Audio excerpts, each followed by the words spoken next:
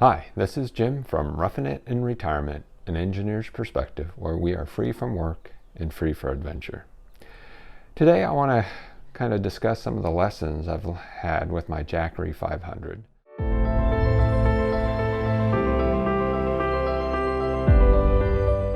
I've had it for about a year and a half. I've taken it camping many times and I use it around the house.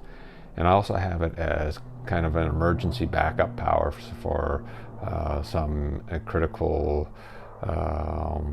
utilities at the house. So I can actually power a pellet stove or a refrigerator for a few hours. So this video is not going through the ins and outs of how to use a Jackery 500. There's plenty of good videos and on the Jackery website. But I want to kind of discuss some of the lessons. The main reason I bought this was to run a Dometic refrigerator, and I have a video that shows that this the 500 will actually run a Dometic CFX 55 refrigerator for about 4 days. However, most of the time I use this is not just to run the refrigerator, but power up my phone, computer, or tablet at night. And sometimes I'll run a fan, and if I had to, I could run a little small heater. I think it's about a 65 watt heater for a few hours. So the 500 means it has 500 watts of stored power. So if I'm running something that takes 50 watts of power, then it will last 10 hours. So it's really easy to calculate how much time you have. And if you actually look on the display, it's really helpful. It tells you how much power you have left. So I have a little over 250 watts left. Now you can power this by several means. Now if you're at home, you can power it with a normal 120 volt plug-in into your house. So if I actually plug this into the 120 outlet,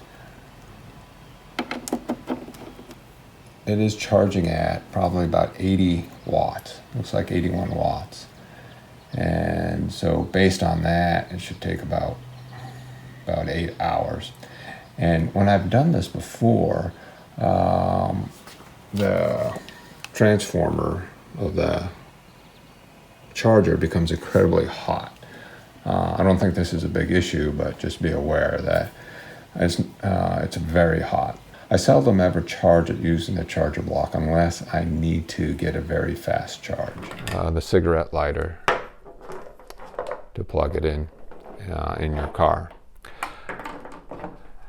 I'm going to plug the Jackery into the car DC plug and see how much and see how fast it can charge. So it's essentially going at 42 watts.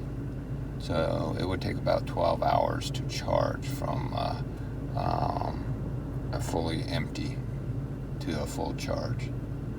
So if you're driving for 8-9 hours, this is a good way to do it.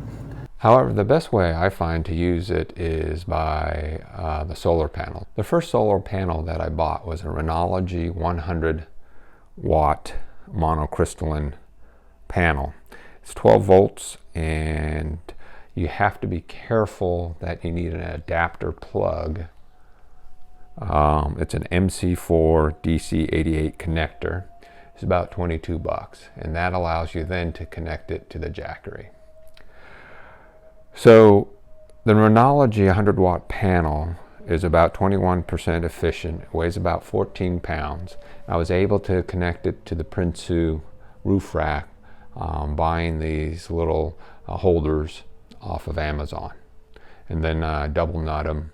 There's a total of 8 of these, so this should never vibrate off no matter what the road conditions are. And this has been very successful in powering the solar generator. And when I'm driving, for 6, 8, 10 hours at a time, I never have to worry about not having power at night. So one limitation I found that is once in a while you'll find a campsite, a beautiful campsite, and you're under a tree, and all of a sudden you cannot power up your solar generator. And this becomes a problem after a day if you're consuming, 30% of your generator per day. And I was out in the Grand Tetons, and I had that exact situation happen. And I either had to move the truck, which was unfeasible because I would have the rooftop tent on the truck, and I did not want to put that away just because of I needed to charge the solar generator. And eventually I had to use a fellow camper's portable solar panel. Now I'm going to plug in the Jackery 500 into the Renology 100 watt. And the solar panel is pretty dirty. I just returned from a 4-day trip, and I wanted to see the before and after effects of cleaning the solar panel on how much power supply to the Jackery 500. So I run the cable into the cab, and since it does touch the weather stripping, I have found that during rainstorms and stuff, I could get a couple drips inside the cab. So just be aware if you do that setup. Now if I plug it in, again, this is a dirty panel. I get, with the Renology, initial surge of about 59 watts.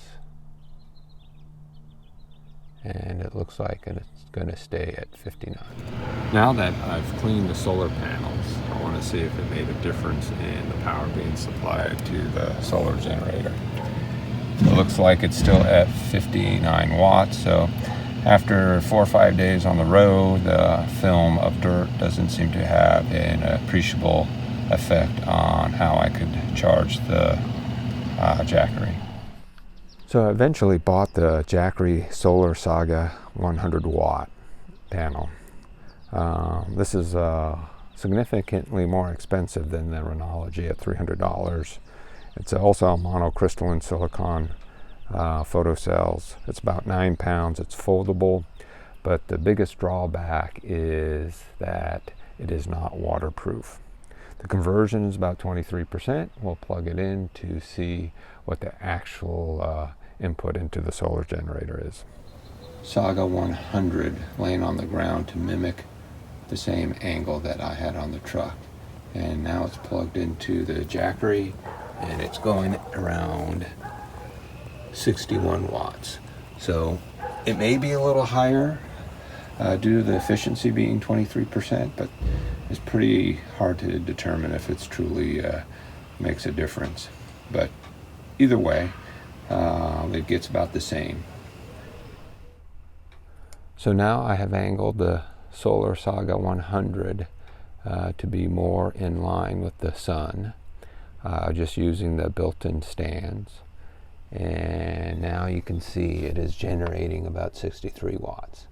So at 63 watts, it'll probably take about 8 hours to 9 hours to fully charge the Jackery 500. So, like I said, I have multiple ways of powering this.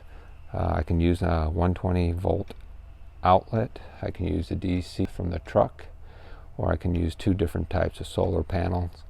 And depending on how I'm camping, will determine which is the best way to use it. So on a long drive, I'll go ahead and just use the Renology 100 watt solar panel that's mounted on the roof of the truck. But if I'm at a campsite and I'm happen to be in the shade, I'll go ahead and use the Saga 100. So one of the cool accessories I did buy for the Jackery 500 was a trickle charger for the truck battery. I contemplated on buying a separate battery system or making sure I have a battery that could jump the truck battery, but I opted for this because it doesn't take up a lot of room. It takes full use of the Jackery power. Now this is a trickle charger, so you would have to plug it in and allow it to charge the truck for a couple hours before trying to start it. But so far I haven't had to use it. It's more of a backup plan just in case. So I usually use the Jackery when I go camping, and it gets used extensively, and I need to recharge it every day, especially if I'm taking the Dometic refrigerator. Now, when it sits at home, 90% of the time, it's good to have as a backup for, let's say, I need heat from the pellet stove, or if I need to just get the refrigerator running if we ever lose power. But that's seldom the case. So most of the time, I use this to power my phone or tablet, and it will draw about 2 to 3, maybe up to 5 or 6 watts. And I can do that for about 1 or 2 weeks before I lose 50% of the power in the Jackery, and then I recharge it using the solar panels. And the reason I do this is Jackery states that after 500 charges, it still will have 80% of its capacity to store that power.